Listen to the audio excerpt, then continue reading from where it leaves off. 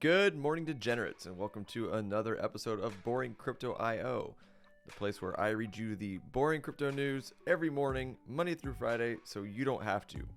My name is Not Important, and I'm your host. Let's go.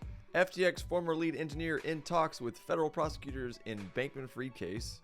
Russia to begin work on CBDC settlement system as sanctions endure. CBDCs are coming, guys, whether we want them or not. And last but not least, crypto billionaires back-to-back deaths spark wild theories among the community. Weird stuff going on. Let's do it. Bitcoin still continuing to move up. We are looking at a resistance level here around the 17,236, 240.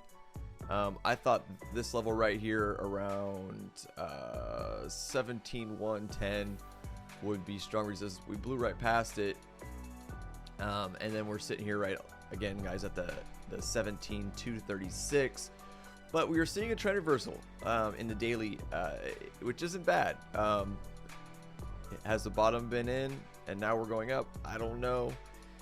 My fear that I am seeing right here, though, is this candle. Looks like it's running out of strength, but between where we're at right now to up here to the $17,800, $18,000 level, there's not a lot of resistance that I'm seeing. So guys, Bitcoin, keep your eye on it. Again, like I said yesterday, if you've made profits, might not be a bad time to take them out of the market. Ethereum, in my opinion, is actually looking better than Bitcoin. To me, it's looking stronger. We did run right up to my last resistance level here at that 1340 level. 1339 is what I got, but it's basically 1340. We touched it, went above it, pulled back, came back up, touched it again, and pulled back. The question is how many times we got to knock on this door before we break through it, or are we going to have just another ranging setup where we go back down here to the 1160s, things like that. But to me, it's looking strong. Our ribbons are starting to change color, which means we are getting a trend reversal. The question is, will it hold? I mean, even backing out without these weird long big dips, this could potentially be a double bottom pattern we're looking at.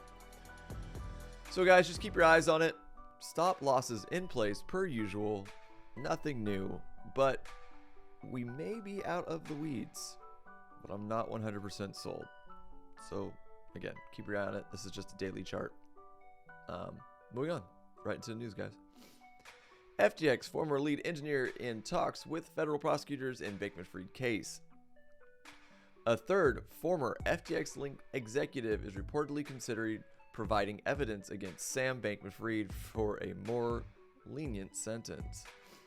They're leaning on everybody, man. So everybody's gonna start throwing Sam under the bus, it looks like.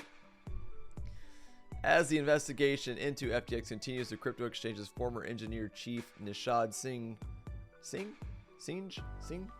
followed former FTX and Alameda Research executives Gary Wang and Caroline Ellison by reportedly meeting with federal prosecutors to cut a deal. Singh attended a proffer session during the week of January 2nd at the Office of the United States Attorney for the Southern District of New York. Individuals may be granted limited immunity to share their knowledge with prosecutors at such meetings. Prosecutors likely sought to determine if Singh has valuable information to offer in the lawsuit against FTX founder Sam Bankman-Fried, according to a January 10th Bloomberg report. Bankman-Fried also faces campaign finance violations as prosecutors are interested in Singh's knowledge about FTX's political donations. Singh made significant political donations over the years and could help prosecutors gain a better understanding of FTX's political activities. His cooperation could lead to him entering a plea deal if his information is determined to be valuable. Singh could join Wang and Ellison as the latest FTX-linked executives to reach an agreement with federal prosecutors. After Wang and Ellison entered a plea, U.S. Attorney Damian Williams issued a warning in December of 2022 to those who participated in the misconduct at FTX and Alameda, saying, "Come see us before we come see you." It was reported on January 5th that the United States Securities and Exchange Commission is investigating Singh for potentially having a role in defrauding FTX investors and users. This comes after news in December of 2022 that politicians and news organizations reportedly plan to return 6.6 million in donations from FTX, with 3 prominent Democratic groups having decided to return over $1 million to investors that had lost funds. In a November 2022 filing, it was revealed that Alameda loaned $543 million to Singh, one of the 3 related party loans given by the trading firm. The filing also revealed a $1 billion loan to Bankman-Fried and $55 million to the then FTX Digital Markets co-CEO Ryan Salim, Samsonite, Swanson. Terrible at names. Yeah, guys, this thing's corrupt as hell. I don't know what to say. I'm just kind of keeping up on it because it keeps popping up in the news. But I'm not surprised. Everybody was getting their cut and wheeling and dealing behind the scenes, it seems like. And they're all willing to throw Sam under the bus to keep their asses out of jail. Let me know what you think in the comments down below. Moving on. Russia to begin work on a CBDC settlement system as sanctions endure. All right, let's see what this says. The country's central bank will begin studying 2 possible cross-border CBDC settlement modules this quarter. Russia's central bank is reportedly set to begin developing a cross-border settlement system using a central bank digital currency amid ongoing sanctions in responses to its invasion of Ukraine.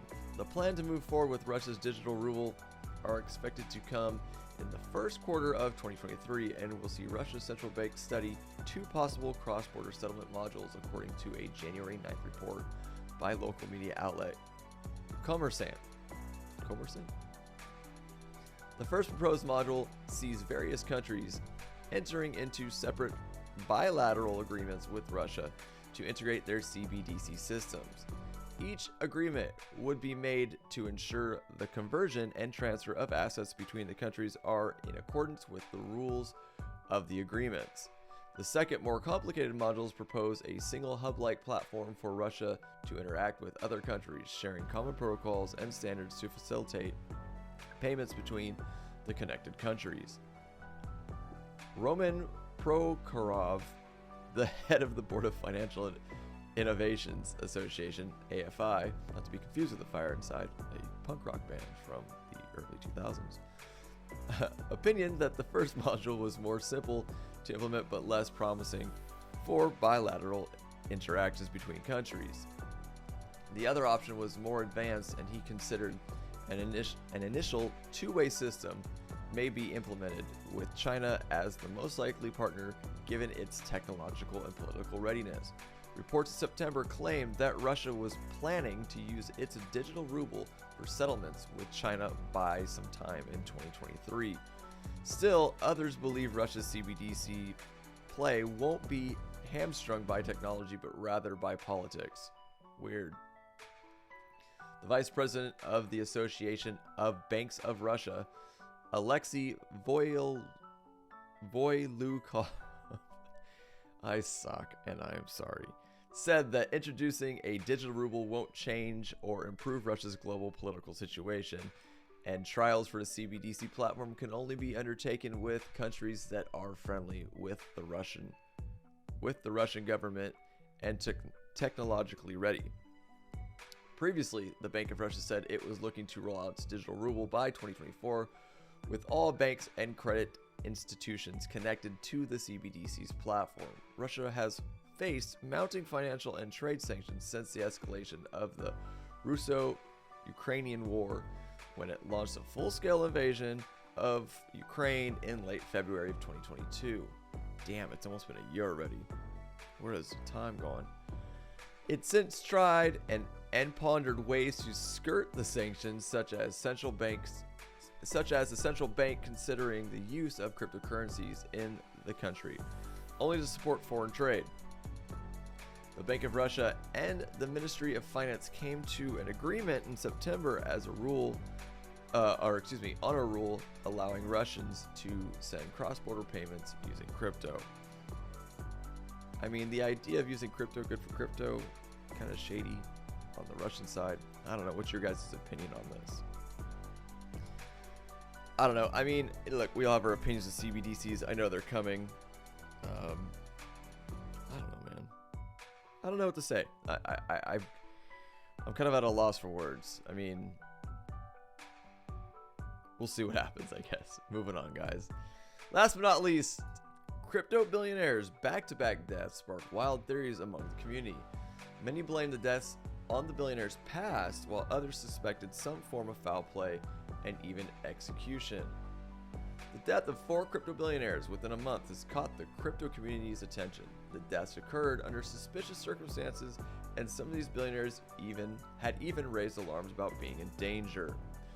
The spiral started towards the end of October of 2022 when Nikolai Mashingin, co-founder of MakerDAO, and I remember this, was found dead on a Puerto Rican beach just hours after tweeting that intelligence agencies were after him, and if I remember correctly, he said they're going to kill me. The next billionaire to perish was broker Javier Biosca, who was found dead on November 2022 in Estepona, Spain. At the time, Biosca was being investigated for the biggest cryptocurrency fraud in Spain. On November 23rd, Amber Group co-founder Tiantian Kulander died mysteriously in his sleep.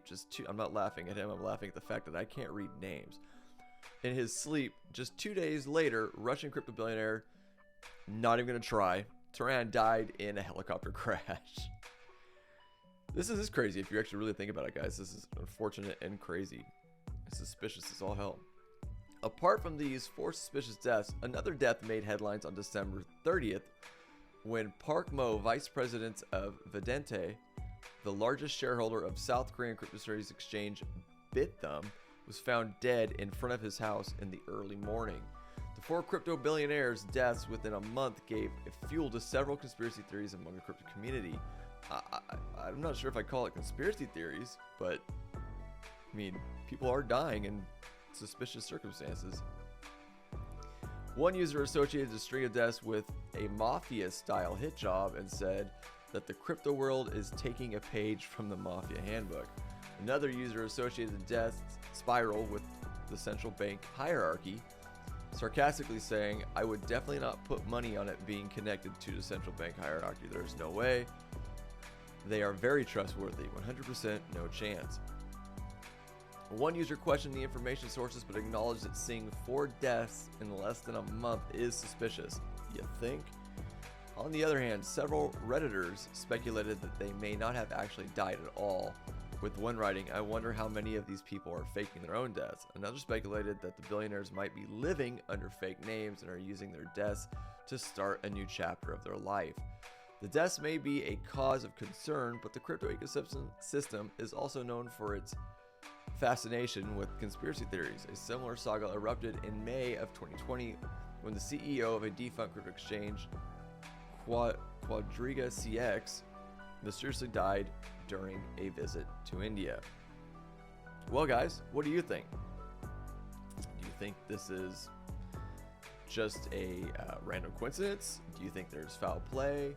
Do you think they are faking their deaths? Guys, let me know in the comments down below. And per usual, I apologize for just being so tongue-tied this week so far, man. I'm a mess. Anyway, per usual, guys, if you do enjoy the content that I provide here daily on Boring Crypto IO, please subscribe to the channel. Turn on that bell for notifications. Like the videos. It helps us out. We're a small growing channel. And I appreciate you guys hanging with me every morning and making your way through my terrible, terrible reading of the news on a regular basis. Outside of that, guys, I will see you tomorrow. I am out of here.